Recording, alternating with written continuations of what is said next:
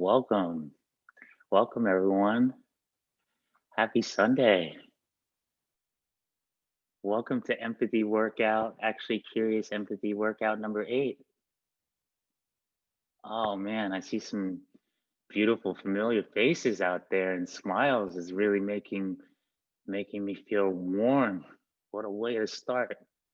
Oh my. Well, thank you for that, giving me that gift, just your presence here and your faces. And I'll probably do this a couple times throughout, but we really invite you all to turn your cameras on and share yourself with the community. But if you need to warm up to that, we understand that too. So the other thing that's customary here with the way we start is we get right into the engagement right off the bat. And every week here at Actually Curious Empathy Workout, we have a co-host. This week, our co-host is Mr. Alan Wood from Mortar. And Alan, the thing is I've started to pick on the co-hosts by throwing them the first happy hour question to lead us off. Let's go. Oh, you down? All right. Yeah, absolutely. I got my own right here. I might throw you one right back. How about that? You know what? I welcome it. That's a strong move. That's a strong move. All right. So this week I've actually kind of curated my opening questions. So there are 3. Okay. So you get to choose one of the 3. I'll go right in the middle. Okay. All right. All right, Mr. Woods. They say it takes 10,000 hours to become an expert. And I know the crowd will soon know you're an expert in many things. Let's see where you go with this. But they say it takes 10,000 hours to become an expert. If you could instantly complete 10,000 hours of one skill, what would it be? Instantly. See, I think that's the thing that kind of spins it a little bit, because it's like you don't have all of the challenge along the way. It's just an instant thing. So instantly, how do you feel about that? Man, I don't know. See, this is a hard one, and I've actually done this question before. I think I would be like a horticulturist, like just out the gate, know everything about plants. And so then that way I can stop killing them. I've been doing better during this COVID situation. I started with like 4 plants before COVID, and now I have 28, I think, around the house in different places. But I'm doing well. I only lost like 2 so far, so I'm doing all right. But I think if I knew more about horticulture in general, that would be the thing. Yeah, it's amazing. I'm gonna have to. I know horticulture, if I'm honest with you, is a word that I use, but I've never actually looked up the definition of the word. So that's what I'm going to do, and I'm proud of you for keeping those. Was it 26 plants alive throughout? You said you lost 2 out of 28. It's still going. Good job. Yeah, I'm doing all right. Okay, all right. So since we have 2 more cards, why don't we do 2 more volunteers here in the happy hour round to get us warmed up? So the way that you can volunteer, and this will kind of help us for later on to learn this, is you can use the hand raise tool, which you can do on Windows by clicking Alt Y, or on Mac by Option Y. Ruby, so 2 questions here. The one that's on your left? My left. That's this one. Okay. I have to still do the You do. All right. Your question is, what is one thing you totally geek out about? Yoga and meditation, because I know for me it's been the ticket to happiness, getting to my home, my inside home, and feeling maximum peace. And I feel like if more people were in touch with their own peace, we could externalize it. So I'll talk about it till the cows come home. Oh, I love it. Thank you for sharing that. I've been deepening in my meditation, and I'm going to share a little bit of that with you all later on today. And I haven't done yoga in a while, but I've stretched some. So in community, feel free to type in your answers when people share, so that you can be sure to have your voice heard or your thoughts seen. But there will be more opportunities later on. All right, we have one last question, and it looks like I had Beth. And Danielle, thank you for volunteering. Maybe if you're open to it, maybe when we start the next game, you can lead us off. What do you think? That sounds perfectly okay with me. Amazing. All right, so then remind me. Okay. All right, Beth. All right, last happy hour round question. What is one social cause that you are passionate about? I'm very passionate about food justice because I feel like there's many reasons, but to summarize, I think because I think about it so often, like every time I eat, it like is there, and it's not just like some far away seeming cause or something. It's like it's something that influences people's direct day-to-day lives, no matter where you're from or what you do or anything. Everybody has to eat. So I think that just that universality of it is makes it really important. I love that. Thank you for sharing that. And that's a really, really great way of putting it.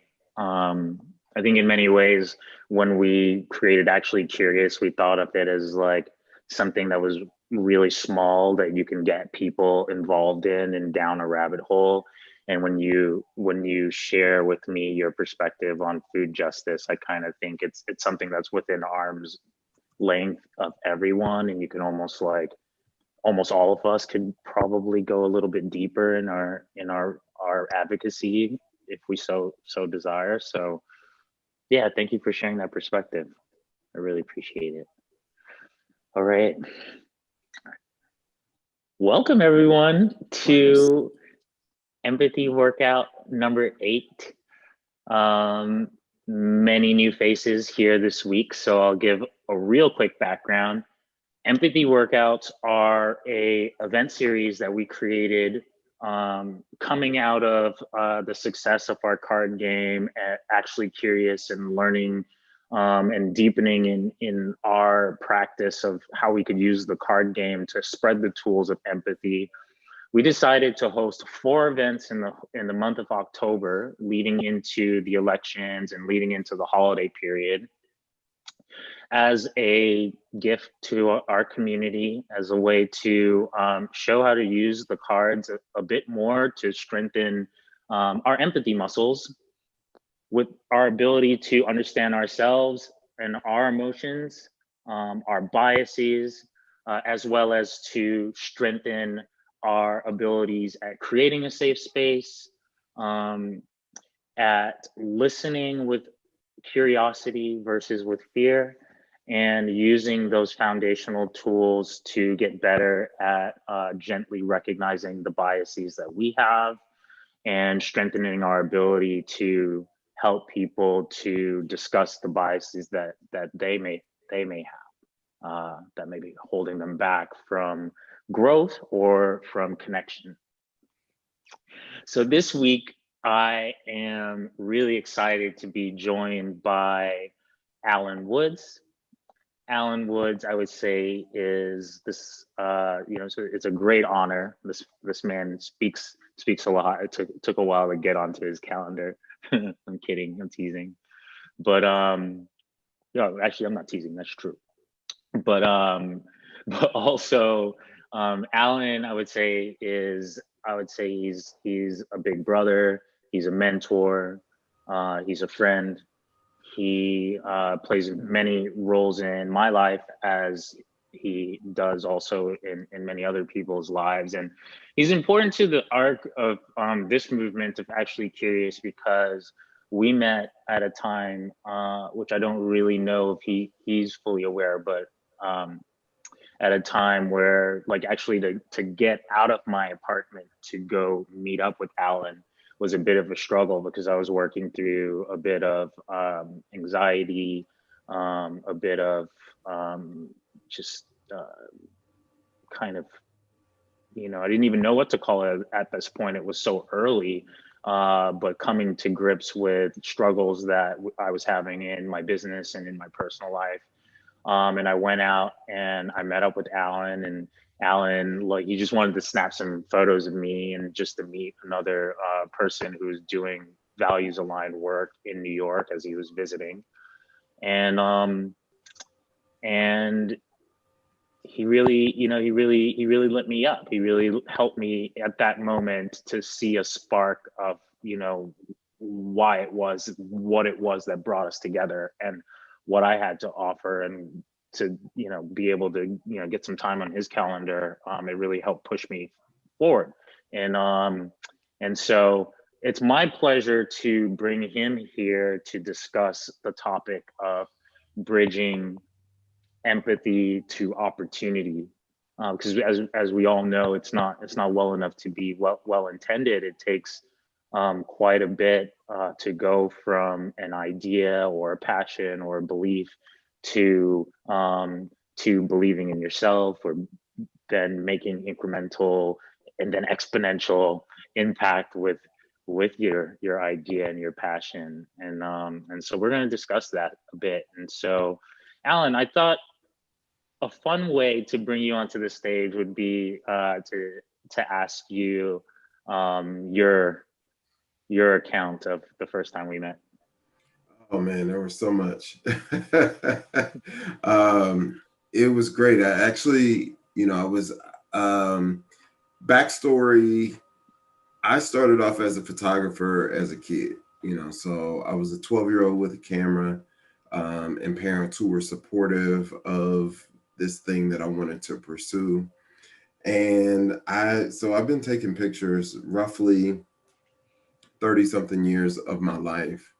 And I had taken a long hiatus, from the camera, where I hadn't picked up a camera outside of like my phone.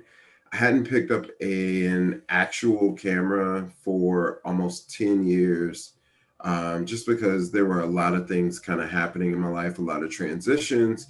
And for my birthday last year, so 2019, in March, I bought myself a camera. And I was like, I want to get back into this.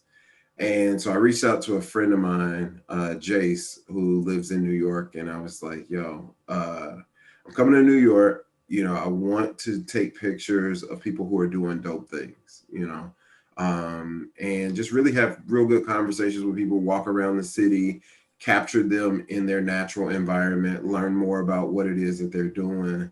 And selfishly, it was also designed to help me to kind of gain my footing again. And so I wanted to talk to real people who were doing real things, and kind of get back into this world of photography.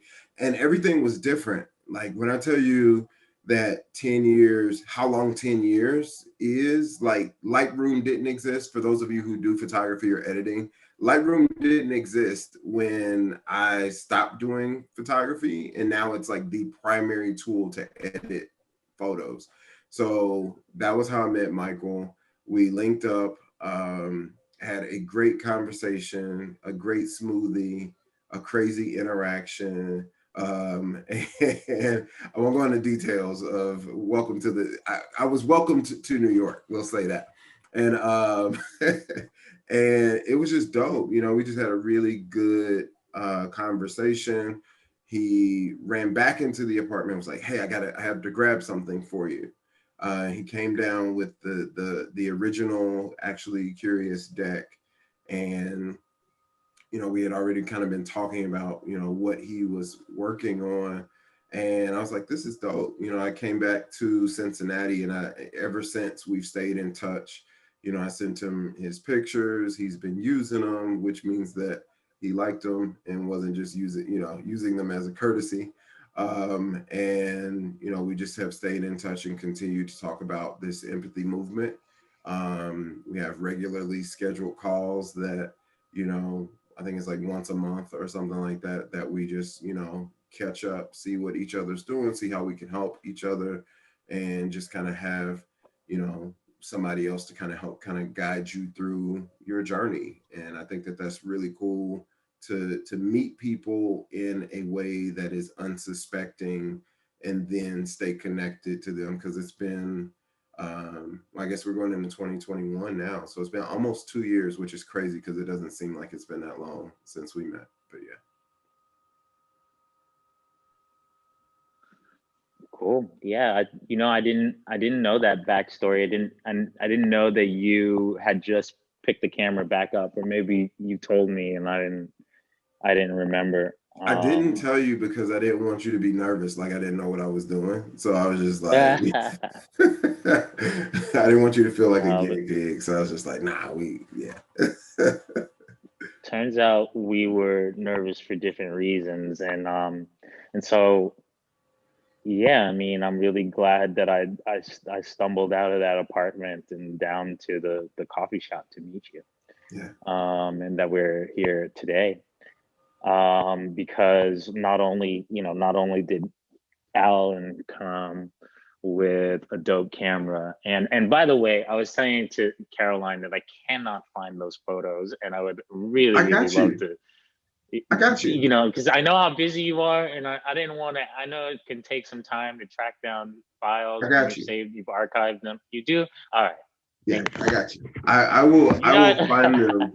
I will find them and get them to you. Yours are not difficult to find because I'm still sorting through pictures from like 2000, you know, trying to map out where I was when I did them and what camera I used, because I do post a lot on my Instagram photography page. So, and I'll put the link to that in the chat at some point. But I will find yours and send them over to you. All right, cool. Yeah. All right, I'm being told that I'm running along, and I'm just loving catching up. We're just having a conversation and people just happen to be here. So yeah, that's not what we're supposed to be doing.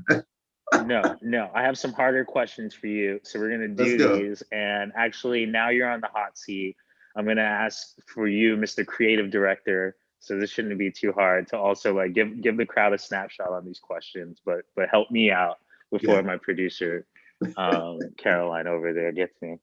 All right, so Alan, brother. Okay, you already gave us a background. You might have missed a few things. I would love if you could give us a little more context on Mortar and what got you to being the managing partner of Mortar and making that your day-to-day. Yeah, absolutely. So it all goes back to photography in general. When I started, one of the things that I didn't realize as a kid was the level of privilege that I had, you know, to be somebody who says to their parents, hey, I have this goal or dream of doing this thing. And then to know that my parents can actually do something to facilitate that happening. So not only did they take me to go buy me a camera from the used camera store in Indianapolis that everybody went to if you were doing anything with film cameras, which that was the only option at the time. But they also took me to a gallery show at the Children's Museum in Indianapolis. And I actually met Gordon Parks there that day. And so I see some of your faces kind of lit up because you're familiar with his work.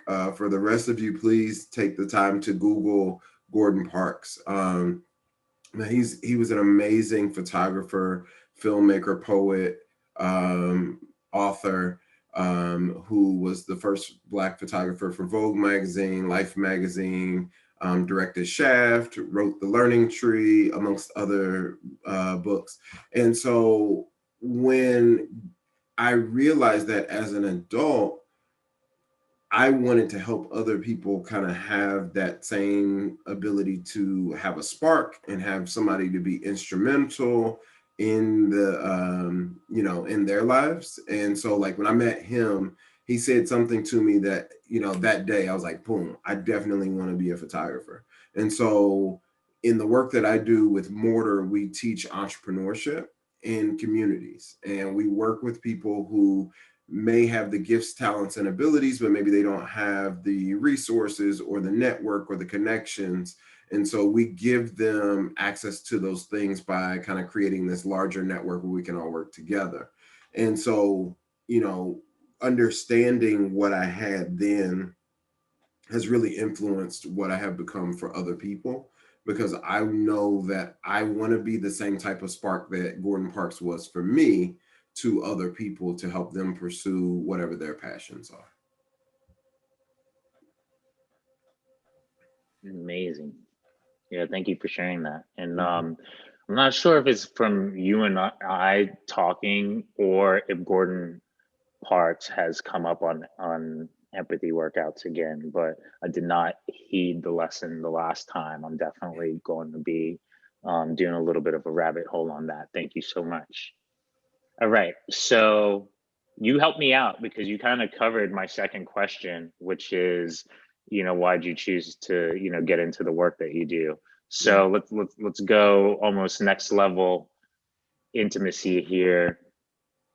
In the work that you do, any hard lessons you want to share? Any regrets choosing to go into a life of business and purpose? No regrets, lots of hard decisions, hard days, hard choices, sacrifices. But speaking of going to an intimate level, my wife is actually in the chat. She just threw something in the chat that gives you more context to Mortar. Yeah, she's killing it. Yeah, I gotta get you gotta get you one of those. Like, I didn't even have to put the link in. I mean, this is, yeah. We definitely were made for each other, but it's definitely one of those things where there are sacrifices that you make. I know for a fact that I could be making a lot more money doing what I do for a corporation, easily. Procter and Gamble is headquarters here, and like I could be working at P&G making probably 3 times, the money that I make now, but I wouldn't make the difference that I make now. And so for me, I enjoy the challenge of going to work every day, and I kind of get to make up my job as I go, because I'm a co-founder. I'm the executive director. I decide when we do whatever we do. So if I say next month I want to do a documentary, then we're doing a documentary. And that's one of the beauties of kind of working in the space that I work in, and being able to determine what like the next steps are. But the challenges that come with that are the context of fundraising and development and building relationships around the participants that we have. So thinking about the entrepreneurs that come to our program, they are not necessarily going to be the individuals. This is a Shark Tank, so we don't get the people who have, these, $1 million business ideas. A lot of them are more mom and pop. I make bath bombs or hand soaps or, sweet potato pies, and I want to just figure out a way to bring additional revenue to my family, and then start thinking about what this means for a generational legacy. So that's part of the program too, is trying to help people to see it as bigger than we're going to do something today that affects our family, but how do you transfer this concept into something that then can affect generations down the road? So, I mean, that's the challenge for me, is to always kind of just think bigger. And sometimes that can be a problem if you are around people who aren't used to big thinkers. There are people who, if you're around people who tell you everything that's not possible, sometimes, you know, you start to buy into the things that, you know, like, am I thinking too big? But I just typically have never been that person to think that there's such a thing as thinking too big. 100%. 100%. I was, so first of all, shout out to the partners. Mm-hmm. Shout out to Kyla. Did I get that right? Yep. Kyla Woods. And also shout out to Caroline Belkia, who is my partner. And you talk about, you know, being able to go out and make risks. Caroline and I we're talking about, you know, when you have a groundbreaking idea or a groundbreaking idea or a different idea for change, usually if it is somewhat revolutionary, it's going to make a lot of people uncomfortable. So there is a lot of naysayers, and you kind of need that partner or that partner circle, you being part of mine, Yeah. them supporting us, but that partner circle to push it forward. All right, so before we move into a quick Q&A and into a meditation, a grounding meditation, I would have one final question, because I want to make sure everyone understands like where you're from and what mortar does, and if you can just share sort of like one tip for an Yeah, absolutely. and creative or activist with change, entrepreneur with an idea for change that wants to get started. Absolutely. So first off, born and raised in Indianapolis, currently live in Cincinnati. So I am a Midwest kid to my heart. But the thing that I would suggest for anybody who wants to have impact, and I'm going to reframe it, because I think that we all have things that we are pursuing. And I think that there's a way to pursue your passions most times where that it has some type of impact for someone else. So even if your passion is to be a filmmaker, you know, how do you create films that impact other people where it creates conversation or it changes lives or whatever?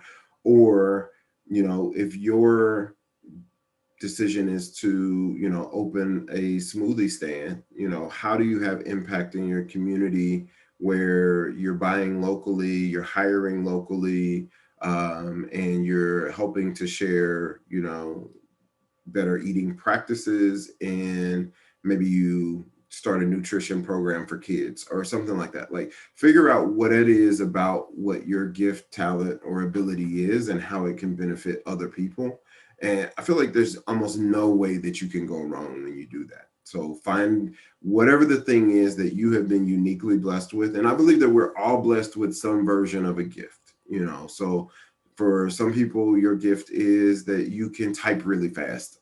I'm not that person. So maybe your gift is to volunteer for some nonprofit who needs some assistance in that area. You know, there's something that you have that you might even be taking for granted, that you are like, well, nobody could benefit from this thing that I do, you know, but there's somebody somewhere that could always benefit from that. So see what it is about that gift that you can use to help somebody else get to their next level. I think that would be my challenge for everybody.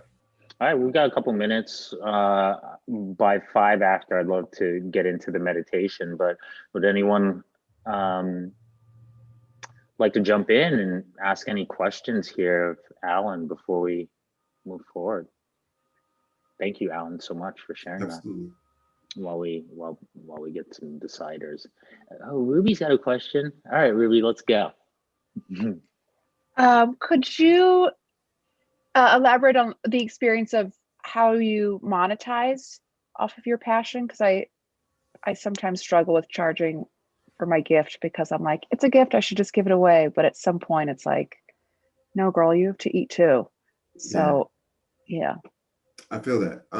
So I typically live in this kind of midway point where, because it is a gift, I can make the choice to give it away, or I can make the choice to monetize it. So if for example, with graphic design, which I've, my degree is in design. I've done a lot of design. And what I did is for my larger corporate clients, they paid for everybody else, because they have it, so the rate that I'm going to give a Target or somewhere like that comes to me as a client is not going to be the rate that I charge Michael.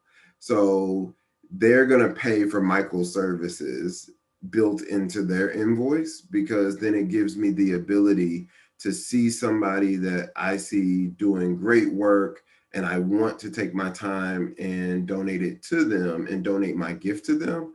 But my time has already been paid for, because I'm able to kind of leverage that with the clients who can afford to pay more. And then for the client who can't, it makes it a lot easier for me to say, hey, I'm going to gift this to you because I can. But if I am always giving away, I'm going to burn myself out, and I'm not going to have anything left to give when it comes time. When I find that person that I really want to give to, then I'm like, oh man, now I can't give them my time because I'm not charging enough for the time with my other people who can. And now nobody wins, and I'm not able to do the thing that I wish I could. The other thing is, just remembering that somebody pays for everything. Whatever it is, nothing is free. Somebody pays for everything. So, even if you're paying for the seeds that you plant in a free garden, someone paid for something initially. And then if you take the seeds from that and you plant them again, your payment is your sweat equity. So you're paying in some facet. And so, I think the other thing is just to remember that you need to eat. And, to do that, in the world that we live in, whether it's or you could always do bartering. I mean, that's the other thing. Like, even if you don't feel like you're ready to charge, trade, get the thing that you need to sustain you, to get you to your next level, while you're also delivering the thing that gets the other person to their next level. That was a great question. Certainly a balancing act, isn't it? Absolutely. Somebody say it like Robin Hood. Yes. Yeah. That came in from Mike Tranowski, who's another big brother from a former life from my college years. Awesome. So anyone else want to jump in? We'll have one more opportunity. Robert, let's hear it. Hey, welcome, Robert. Where are you calling in from? I'm calling from New York City. Okay, welcome. Glad to be here. Thank you for doing this today. So, Alan, I had a question. I work, I'm a coach, and I work with a lot of creatives. And most creatives that I know, and I'll include that. I'll include myself in that. Mm-hmm. Find that they have lots of different ideas, and they want to go in lots of different directions. And a lot of them won't make money unless they pursue all of them. What would what advice or suggestions would you give to someone who feels like they're pulling themselves in, like, I've got 3 different directions that I'm going in, and I'm scraping by. Yeah.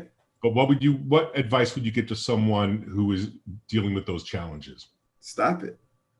I mean, so I have 19 new ideas every day. I can't pursue those. Like, it would be ridiculous for me to pursue those. So what I do is I look at my network, and when I have a great idea, I reach out to the person who I believe could actually implement the idea and has the time, energy, resources, talent to do the thing. And I gift them the idea. And then the important part about that is, after you gift them the idea, don't bring it up again. Don't nag them, pester them. Don't worry about it. It's not yours anymore. It's a gift. It's like, once you give somebody a gift, every time you see them, you can't be like, you're not wearing the t-shirt I gave you. It's none of your business where the t-shirt is. It could be at the Goodwill. It's none of your business after you give it to the person. I give away tons of ideas because I don't believe that everything that's given to me is for me. And so otherwise we become hoarders. And then you're just like hoarding all of these ideas. And then when you die, you have billions of dollars worth of ideas sitting around in your home that nobody can utilize because you never wrote them down, spoke them out, gave them to anybody, had the time to actually do it. The other thing too is that try to figure out if there's a way to combine things. So in my role at Mortar, this is literally my dream job. I get to do everything I've ever done. So in a past life, I was a spoken word poet. So I used to write and speak, all the time. So I get to continually speak all the time now. I get to write blogs. I get to speak on stages. I've done a TED talk. I obviously I do photography. So I'm actually doing a project now where I'm going around doing a lot of photographs of different entrepreneurs. And so I still get to use my gift of photography. I still get to take pictures all the time. I want to do more with film. So I am actually planning on doing a documentary next year about entrepreneurship. And so it's like, I have literally created the job that allows me to do most of the things I'm most passionate about.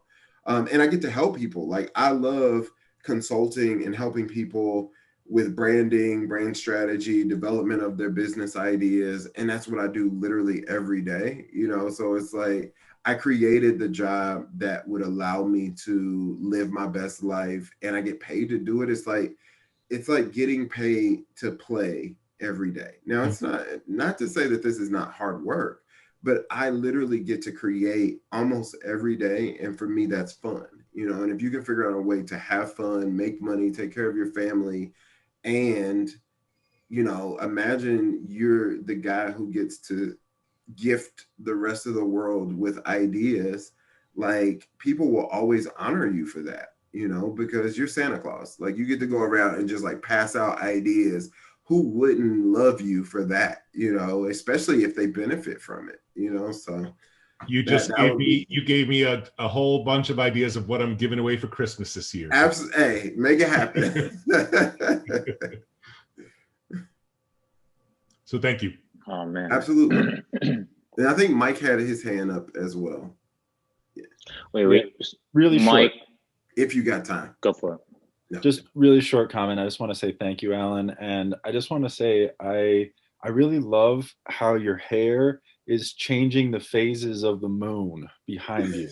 I'm not sure if you're aware of that, but it's awesome. And I just thank you. It's I try to position myself so the bun is like right in the circle. Well, we don't want an eclipse. I'm not going for an eclipse, but you get that eclipse going.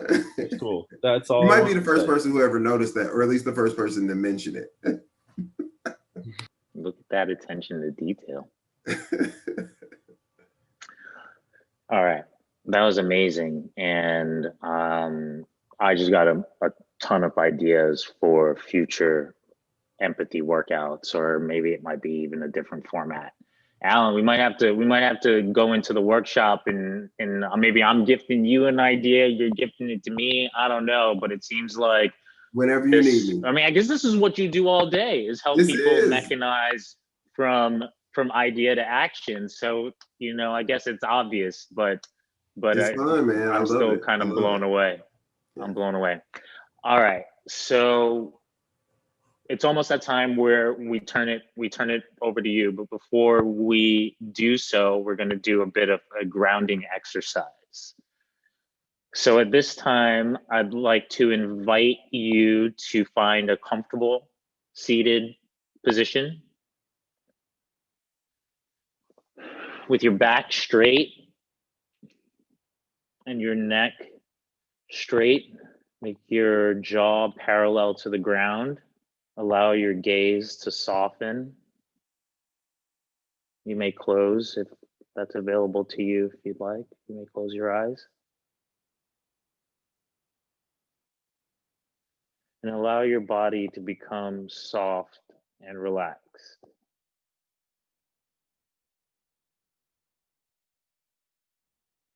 Now bring your attention to your breath.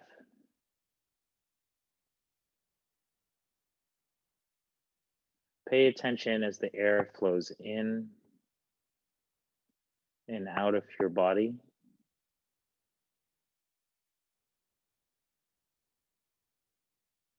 Place all other thoughts gently to the side for this moment. And allow your breath to be your focus.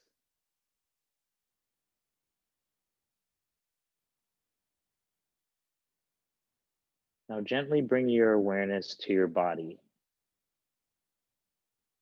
You can start at the top of your head.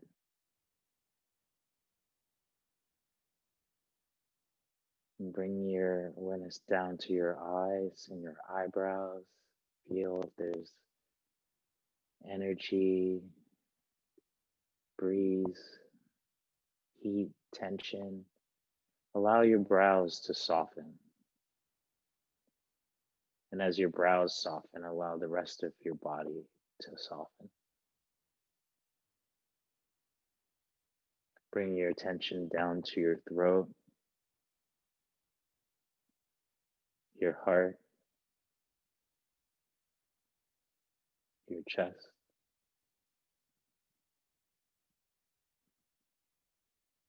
Bring your attention to your stomach, the base of your spine.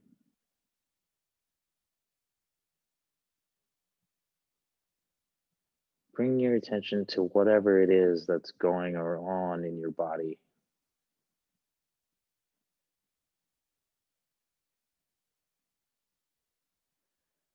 Get comfortable with the sensations in your body and observing the sensations.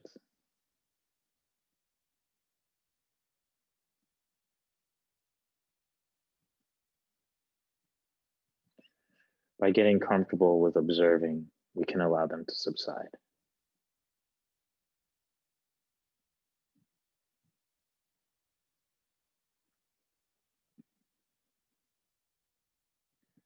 Now finally, bring your attention to your legs and down to your feet.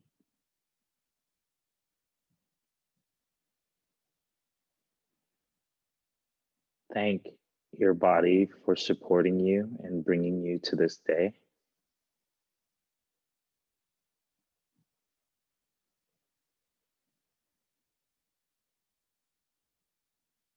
And start to bring your attention back to the room gently.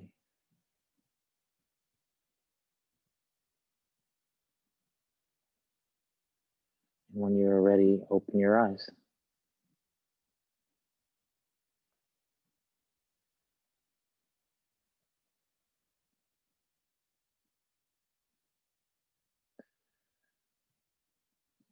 Thank you for allowing me to lead you in this meditation. Now let's let the games begin.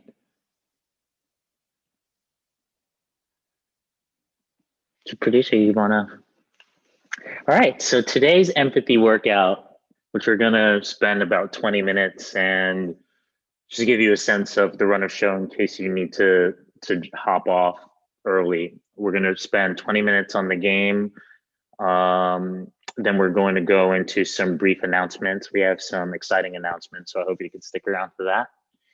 And then we're going to set an intention for the week ahead.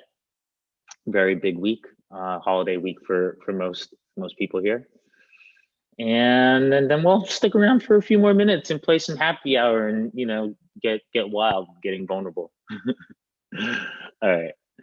So the game this week is called Bridging Empathy to Opportunity. The way it will work are each round there will be 3 volunteers. So if you're feeling brave, just go ahead and throw your hands up. I remember Danielle, you'd said you might volunteer. So if you can confirm you're down, there you go, already up.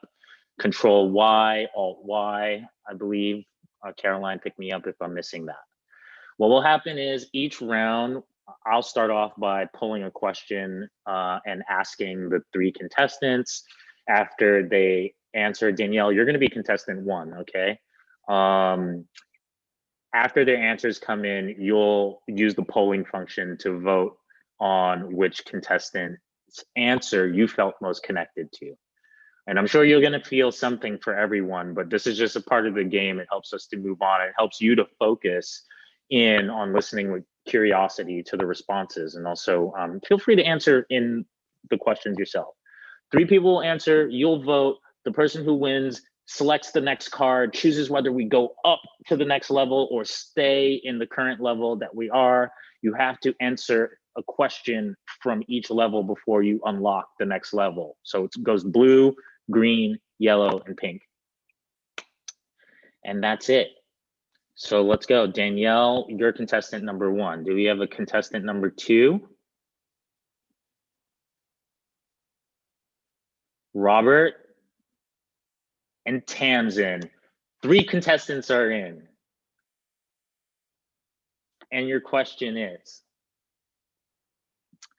what do you think you could become famous for? Danielle, you're up. And introduce like where you're from as you answer, as you introduce yourself to the community. What do I think I can become famous for? Ooh. Well, I'm already famous in my own mind. By the way, I am Danielle D'Adamo. I'm a kindergarten teacher in Jersey City, New Jersey.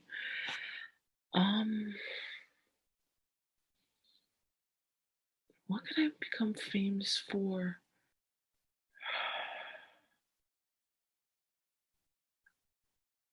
I would have to say my ability to be open to communication without judgment. That's great. All right, contestant number 2, Robert. Robert again from New York City. I would probably say I would like to be known. I would like to be famous for being a vehicle for other people to find their voice and give them full permission to be 100% themselves. Thank you for that, Robert. I can connect with that.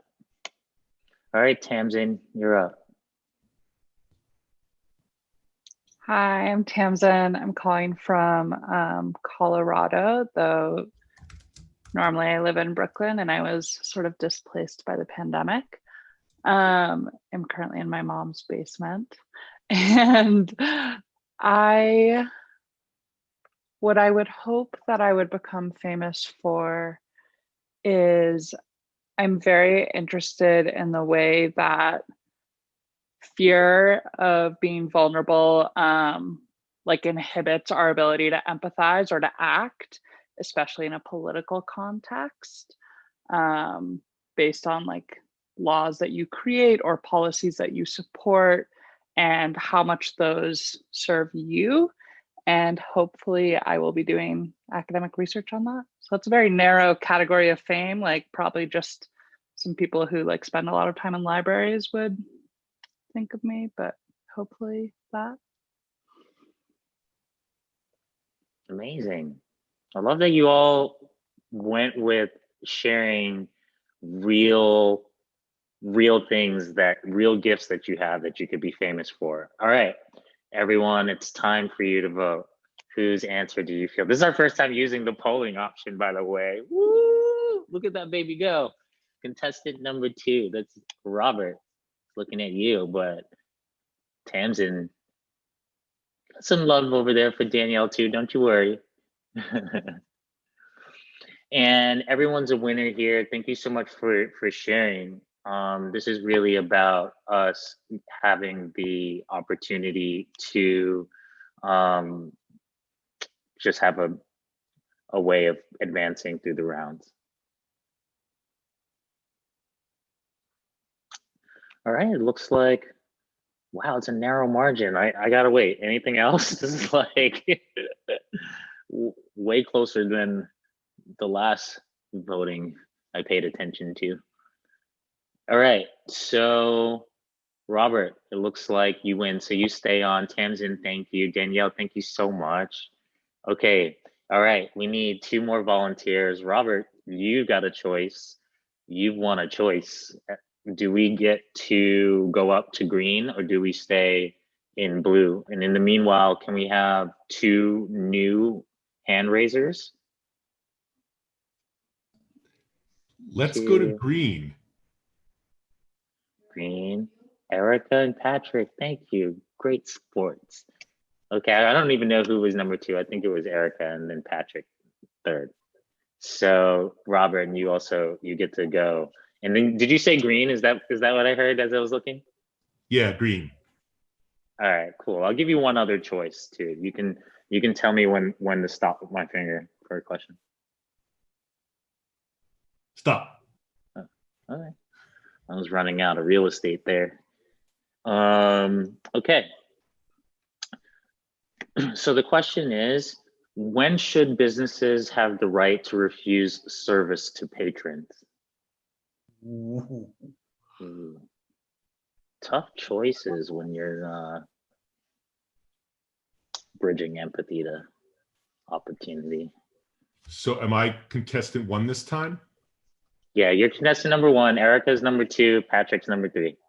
Okay, so. And it's in the chat. Okay, but you don't need to worry about that. Oh, okay. So the question again was, when should businesses, can you repeat the question, please?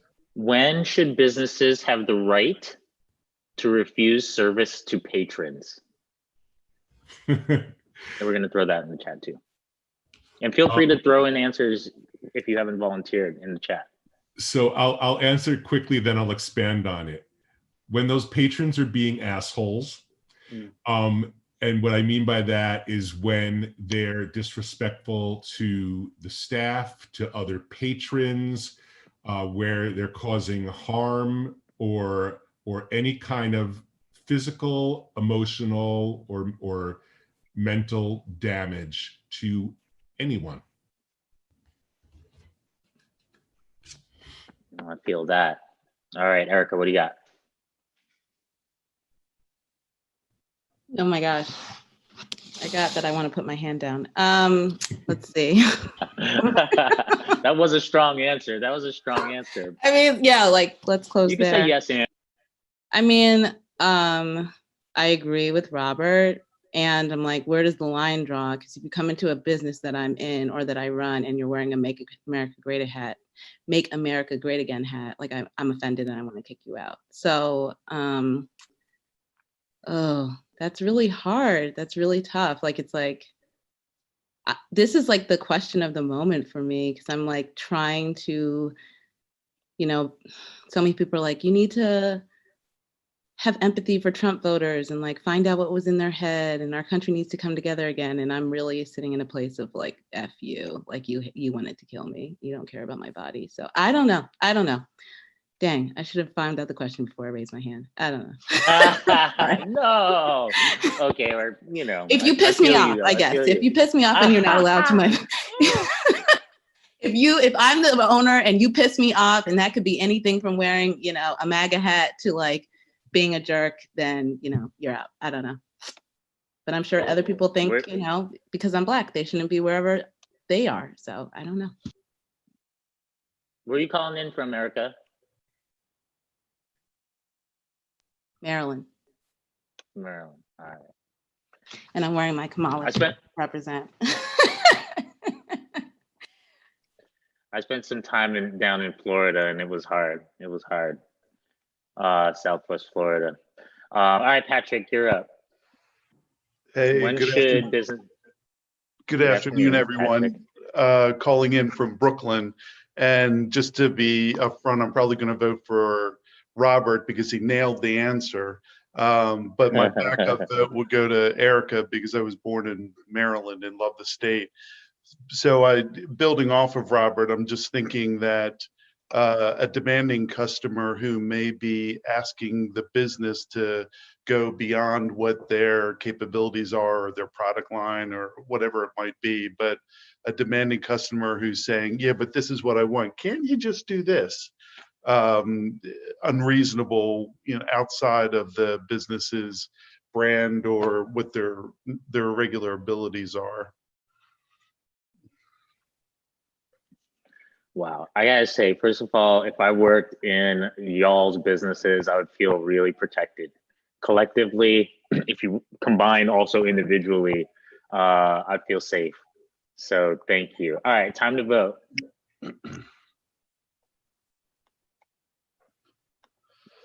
I don't get to vote.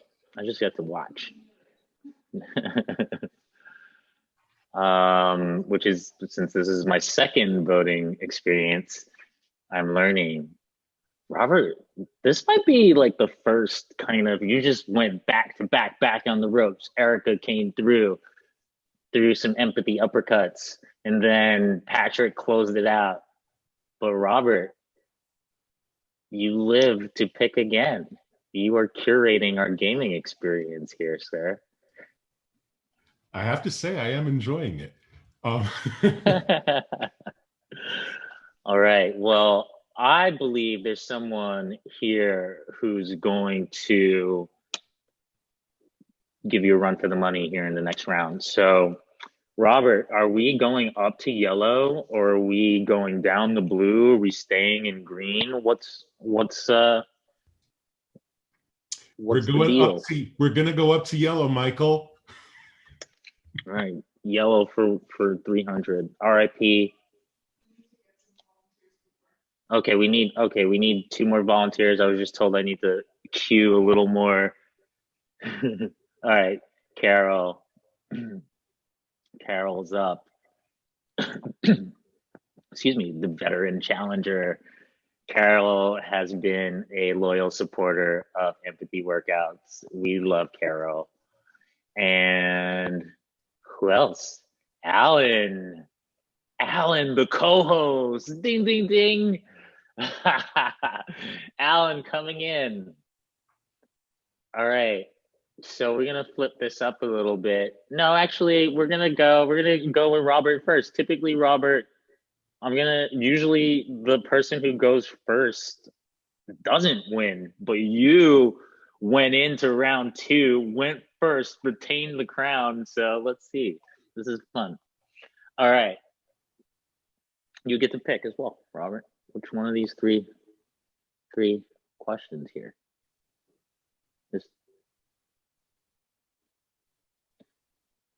You're on mute. It helps if I unmute myself, right? Do it again. Yeah. Go ahead. Oh, sure. Okay, you like that way. Okay, let's go. Stop. Okay, you could have told me the last card, Robert. Oh, that's true. I could have said that too. Why would I make it easy for you? All right, here we go. Are you ready, Robert? I think I'm You'd ready. be the first repeat. I'm a little afraid, but I'm ready. The first repeat. That's okay. That's right. Thank you for sharing that, Robert, for being vulnerable and sharing your fear. Okay. Imagine yourself in the future, Robert. What will your greatest accomplishment be?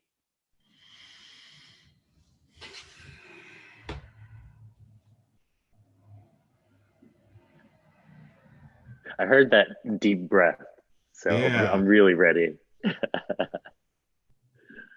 This is a tough one. Anyone want to go in for the steal? So I would say that I left this earth, that my impact on this earth had a shift in benefiting humanity for the better. Carol? Hello, lovely people. So my name is Carol, and I'm located in Durham, North Carolina.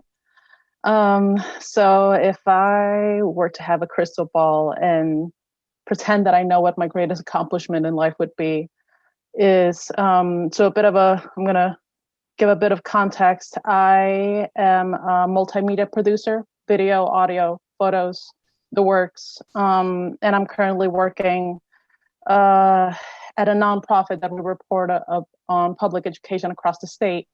And one of the bigger accomplishments that I want, because it's one of the things that I love most about my work, is being able to talk to people and letting them know, making sure that they are fully aware of how powerful their voices are, and how, yeah, go Tar Heels, and how and how needed their voices are, and their power, and how much their talent and power is needed to make the world a better place. And then to be known as a great storyteller that was able to amplify the voices of amazing people doing amazing things in our world. I think that would be the thing that I would want to be remembered by. And my brownie recipe. I think those two would be it. Amazing. I love the second cooking tip. By the way, we have to get your was it bread? Yeah, like an apple pie. Was it an apple pie? We got an email about it. For real. Really, it was a caramel apple cinnamon roll recipe. We have to get you a recipe because there was a request for it. It was so sweet, and so, all right. So, Alan, imagine yourself in the future, Mr. Creator. What will your greatest life accomplishment be? Man, how can I compete with the brownies? I would say the thing that, I strive for is legacy in general. So outside of being a co-host on the Empathy Workout 8, I want people to remember me for using the time that I had on this planet to make other people's lives better, and to help to improve their quality of life, with all of the gifts, talents, abilities, resources that I had, that I invested them in other people so that they could, experience life on a different level. And I don't bake anything, so.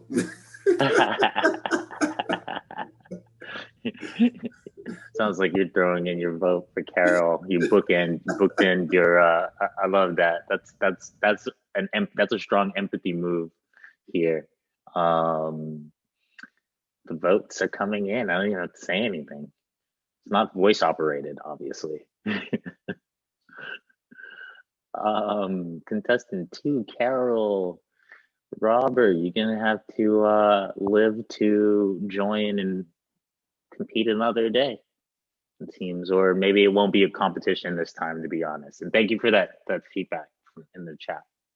We think about that often, but it's a nice mechanic at times, just to get the workshop going, and for people who aren't comfortable opening up, which is why we built it into the game. Carol Bono, you win. All right, so we got one last question before we close it out. I don't know why I ever think this can squeeze into 1 hour. So probably 1.5 hours, probably what is appropriate going forward. Maybe shoot us a note on email if you think that makes more sense. But Carol, so we need 2 more volunteers. It looks like Mike is already in. Put draw, Trinowski. And Kanene coming in late for the last round. She was the last round, and of course, Kanene would not be an empathy workout if you did not give your flavor to the occasion. So, all right, let's do it. Carol, as you won the last round, and just for you all who are new, what will happen after this, some brief updates. Really want to hope you can stick around to hear about some of our announcements, and then an intention, and just a few minutes connecting as a community before we say peace for the Sunday and into the week. All right, Carol, you're up. Stop. Okay. Your question, our last question for the empathy workout, or at least until we do the happy hour thing at the end, and that will really be the last one. Anyway, what does a life well lived mean to you? Carol, you're contestant number 1. No biggie. What does a life well lived mean to you? And feel free to throw your answers in the chat if you're not up. We'd love to see it.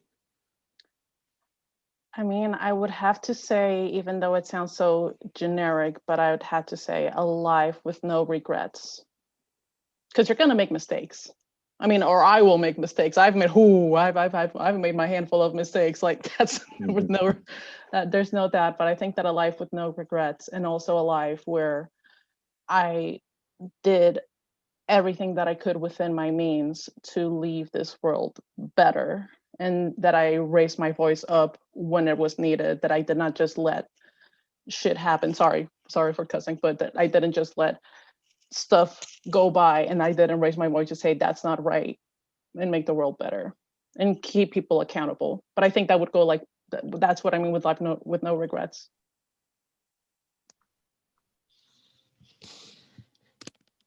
Thank you, Carol. Mike, you're up. I was looking for the right verb, but a life where you amplify the love. I co-sign both of those. Kanene. Okay, got it. So the question was, how do you live a life with no regrets? Carol was already laughing. I didn't say anything. No. What does a life well lived mean? Well lived. Got it. Well lived. And I was listening to this whole session. I have now, I guess this goes into the answer. I have now prioritized self-care. And so I was in my hot tub this whole time, soaking in eucalyptus and rose petals and my crystals and my Buddha statue. And so I put on some lotion and put on a t-shirt and was like, okay, I'll be on camera. What is it? So again, it's what does a life well lived mean? A life well lived means to you. So a life well lived means I'm centered. Because once I am centered, then I can do the work that I was put on the face of the earth to do. I am here to entertain, engage, inform, and inspire millions of people. And I've been doing that. And I've done it with students for over 15 years. You know, I've been fired. I've been all kinds of different things. And then I look at the school and I look at the people like, okay, so now look where Black Lives Matter is. Look, all the stuff that you were that I was saying this entire time. And I was a liability, and now I'm the biggest asset, but you realize it too late. So once I take care of my self-care, so that when these daggers come at me, because I am the prophet, I can sit there and I can soak in my tub, or I can look out my balcony and I can say, Kanene, you done did it. Whether the people get it or not, truth will reveal itself in hopefully in my lifetime. So for me, a life well lived is once I am in my self-care, that I can show up as my authentic self, and I can battle all these other people who are not in their authentic selves and that are lying to themselves and believing the lie that is this society. But that takes a lot. So hashtag hot tub, hashtag soaking tub situation. Look out for the domain name. I just came up with it. And that's it. Self-care. Emilio, I think his last name is Zapata, said, I'd rather die on,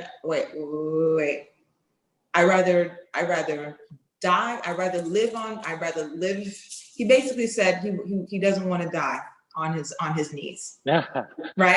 I forget, he was like, I'd rather live standing up than die on my knees. Something like that. I messed it up. It doesn't matter. Okay. So the point is that self-care is it. And once I'm in self-care, then everything else that God has granted me and given to me, I can then do 100% and unconditionally. I'm taking a little bit from each of you guys. Thank you for giving me a gift of what it looks like to live that good life.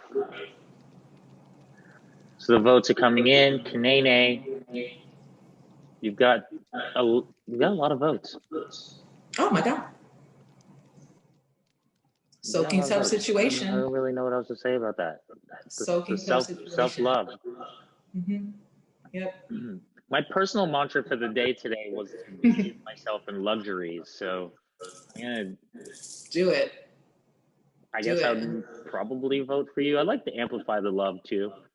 Yep. The love. Yep. No regrets. But you need the All of it is self-love key. in order to amplify the love, right? Yep.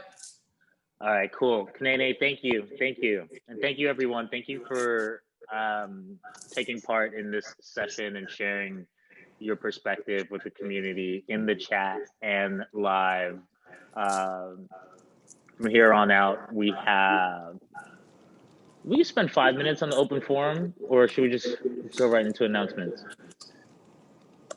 All right, we're going into announcements. We already went over. Shoot me an email and let me know what you think about this idea of extending from an hour to an hour and a half. So finally, I've been teasing these announcements like a game show host. These cheap teases at the end.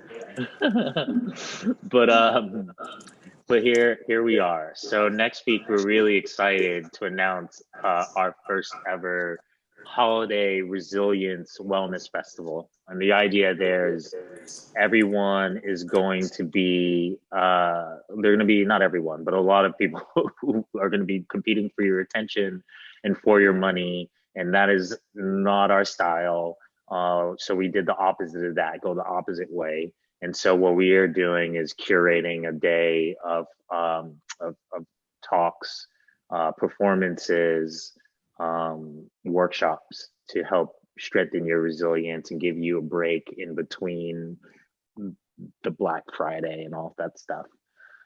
Wait, back one more. And then we're going to be doing only 2 more empathy workouts for the year. And then we're going to take a little break for our self-love, but not only for self-love, but to retool, because we're really enjoying creating these experiences. And we want to, I'm going to do more reading and research and just really bring that into an amazing 2021. So I'm hoping to see you all at a few of the events through the end of the year.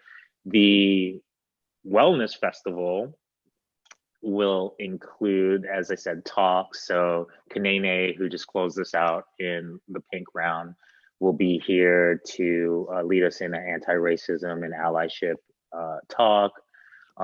We're going to lead off, actually Josh, who's here in the community here, is going to help us out, leading us off with a talk about digital wellness and resilience against burnout. We have an amazing speaker, Divine Bradley, who's going to join us and speak about reinvention. And then we're going to have performances that mix into those narratives, you know, how we do here at Empathy Workouts, that keep it on theme. And we can't wait. We can't wait to see you all if you can make it. Next week, it'll be 3 hours from 2 to 5.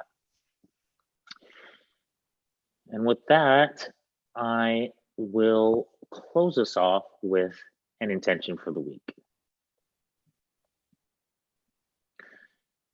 And that intention is, I give thanks for my natural gifts and I share them with the people I love.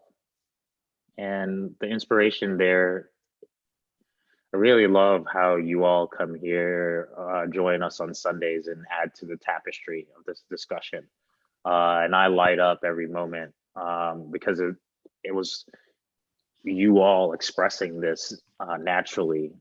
I couldn't have predicted that you all would take so naturally to speaking about spreading your natural gifts throughout the questions. And so that's really what the Actually Curious movement is about, is having love and empathy for ourselves, deepening in our tools at connecting to what we like, what we don't like, what's giving us discomfort. And, you know, and Alan, when you were just talking about, you know, your just describing the joy with which you get to approach your days. I've had so many struggles in the last year, but anytime anyone's asked me along the way whether I wanted to give it up or not, I know that the feeling of waking up on a Monday or waking up at 5 o'clock in the morning and being excited, even if it is a bit of anxiety, like excited by the signal that that's trying to tell me to go do something with this inspiration.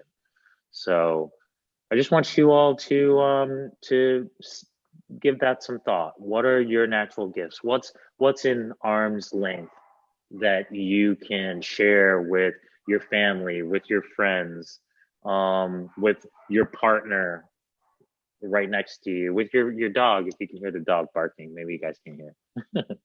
But what are your gifts? And start there, because it's addictive. It's addictive, y'all. Here we are in empathy workout number 8 when we started out to do 4. So that's it. Thank you for joining us for another Sunday empathy workout. And I hope to see you next week. For those who are sticking around, I've got a whole stack of cards, not curated at all. Good to see you, Josh. Thank you, buddy. Thank you. Ruby, oh, thanks. Nice to see you. Robert, welcome, and thanks again for sharing. All right, well, I mean, if anyone wants a question, just throw the hand raise tool up. And also, if it's outside of the happy hour questions, then that's fine too. We're gonna play until 3:30. No, hop off. Any hand raisers? DJ, good choice. Mike? All right, Mike. Mike, welcome. It's good to see you, Mike. Thanks for joining, buddy. Good to see you. All right, y'all. You know, I always make it a point of outing myself on something, and now Mike gets to be a part of it. But yeah, Mike is an OG throwback. We were in an a cappella group together in college called the Buffers. He sang bass. I sang baritone. Mm-hmm. It was a lot of fun. All right, Mike. Go. All right, there's like a whole stack here. So let's just see what happens. Wherever. All right. What is the absolute best thing to do on a sunny day? Be outside. Anything outside. I mean, All right, one thing. Give me one thing, because I'm sometimes outside challenged being. Okay. I mean, my favorite thing to do is to be moving, to be walking, to be running, and to get to whatever nature you have near you. So whatever you can get to out your door, even if you're in the middle of the city, there's some kind of park or river walk or something nearby. So yeah, get out and hear the birds, and that's what I would go with, and move. I love it. Where are you living now? I'm in Colorado. I've been out here for 10 years. And the nature is one of the reasons that I'm here. That makes sense. All right, cool. Erica? Am I calling on you, or did you volunteer? No, I didn't volunteer. Did I unmute myself? You did not? You can call on me if you want. I'm always happy to share, but I don't think I volunteered. All right, Erica, help me out. All right. Sahil, I would love to, let's see if you're up to a question next. I'm up. How do I pick? All right. So, okay, yeah. Okay, I had it the other way. Okay, how about this? Yeah, you pick. Let's go with that. All right, stop. All right. Do you believe in magic? I believe in black girl magic. Ooh.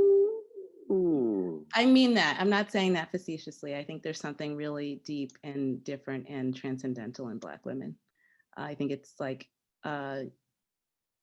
it's beyond the human realm, what Black women are able to achieve and think, and the planes we're able to manifest. So I believe in black girl magic, genuinely.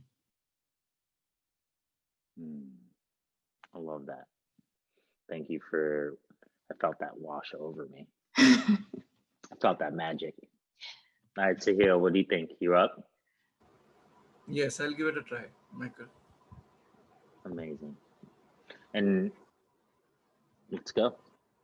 Where are you calling in from, first of all? I'm from India, and it's actually 2 a.m. in the morning here, but I'm just not willing to leave the Zoom conversation. It's been really nice. It's my first ever empathy workout, and it's been really nice. Yeah. Glad to be here. Amazing, brother. Thank you for Glad to sticking around. Thank you for calling in at crazy early in the morning. Never too early. You win. You win, brother.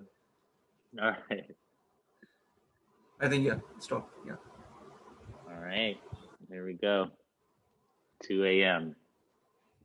All right. Let's see what you're going to do with this at 2 a.m. in the morning. Ghosting is real. Have you ever ghosted someone or been ghosted yourself? Both.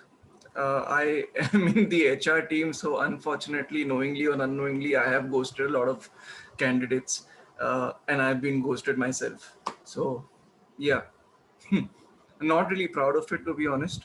And a lot of times you don't really want to do it on purpose. It's just that you get a lot of influx of candidates, and it's very difficult for you to say a rejection email to all of them if you don't have an ATS system.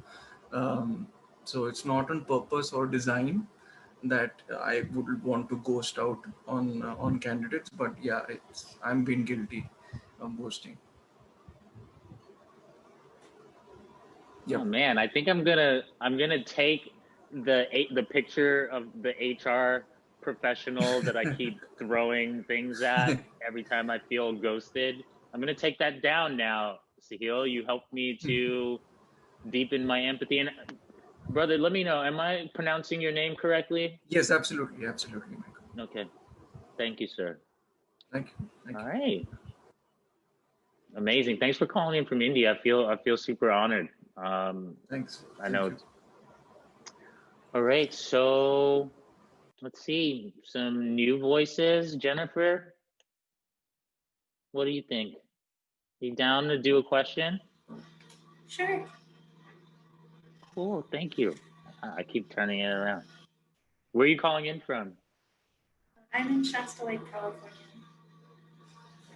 Chester Lake, California. Is that Northern California, Southern Cal? Oh, yeah. Shasta Lake is it gets pretty close to being as northern as you can get. And then you get into the mountains and then you're in Oregon. So. Oh, cool. Well, thanks for representing for Northern Cali, Northern Cali. All right, you're up. Stop.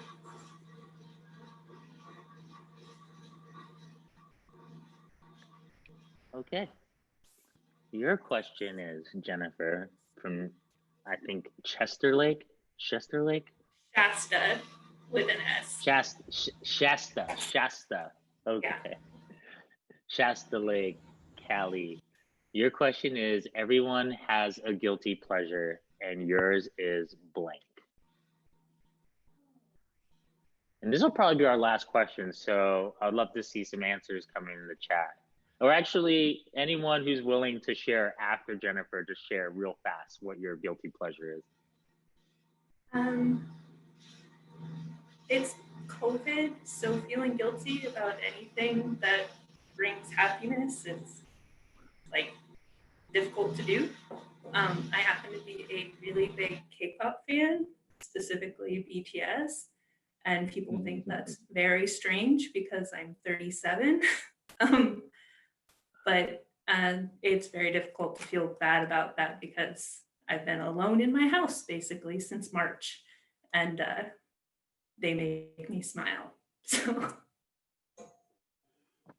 that's it. Ooh, I want some K-pop tips. Send us some K-pop tips. Okay. BTS released an album on Friday. It's called B, and it's like a hug. Just like the hug that you need right now. So that might help somebody. I personally don't apologize for any aspect of myself, period. I don't care. And you know, everybody shares or doesn't share, and sharing is vulnerability. So for someone to then like, because you shared something about yourself, I'm like, well, what's wrong with you? You know? So you hold your farts probably. I mean, you know, you fake. So, you know, whatever. Just do yourself. Yay. Jennifer's cracking up. What? It's true. Weirdo. Did you just share a guilty pleasure secretly in one of those? Who me? I mean, I was just encouraging her that you know, guilty pleasure or not. Like, what is my guilty pleasure? Okay, so there's like a ridiculous amount of Fendi sunglasses in my closet. I mean, it's ridiculous. It's literally like, until I moved and then I put them all together, I was like, okay, this is a bit much. But to me, they're really, really fun. And like, I'm very pro-Black and I believe in Black designers. But sometimes, you know, something is just good, and Fendi's are good. And so I get a lot of them. And that's just that. There's no guilt. There's no guilt about it. Exactly. I mean, they look, and usually I wear them, but again, I just got out the soaking tub. So I'm just like, I'm here, but like, Fendi. And that's that. Well, if I know now that if this this spreading empathy ever starts to yield financial abundance, I know exactly what gift to get you. I'm gonna get a pair right now just to show, but you all continue. I have it on speaker. It's literally like 10 seconds, but they're sublime to me. I'm like, who made these? They were made for me. Erica, yours is letting your kids do whatever they want. I love that. Thank you for sharing that. I feel I'm just only started to have that empathy when I see like a parent who's just like, yo, you know, I need to just let them go for a moment. Yeah, including like let them. I don't know if it's empathy though, because then like we let them wreak havoc on other people's lives, but it helps me for a minute. So sorry. Yeah. All right, my guilty pleasure is well, actually, I have a lot of guilty pleasures, and now ones that I feel okay about. But one thing that I want to stop doing is eating really heavy food before going to sleep and then waking up with indigestion. I do that sometimes, and it doesn't feel good. Beth, guilty pleasure. Yeah, I just wrote something more cerebral in the chat. Okay, sorry. But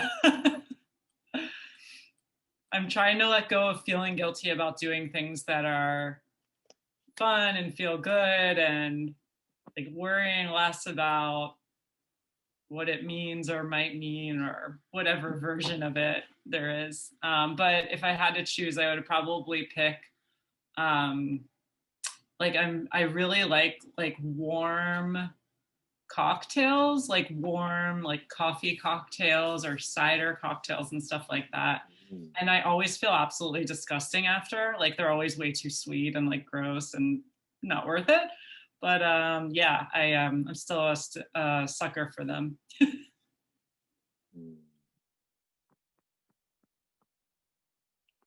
Anyone else want to share before we close out? Anyone want to, even with without video, want to just share on voice?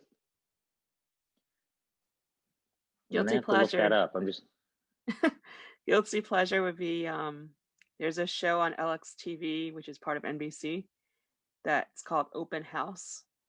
And basically it's just a lot of super fancy houses that I'll never be able to afford.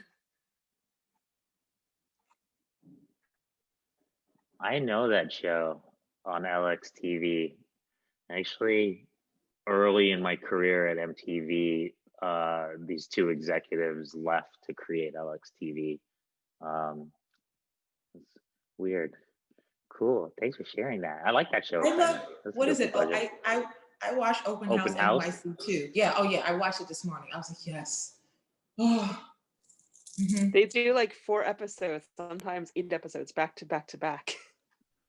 Oh man, those home shows are so addictive, aren't they? Wow. Yes. Caroline and I went and got pedicures yesterday, and there was a home makeover show going on. George? Was it like George Are the you saying? Rescue? Oh no, that's an LX TV show, right? I've met George. He used to be a MTV VJ. Is that who you're talking about? The guy with like the he's kind Yeah. of got like almost like a bowl cut kind of.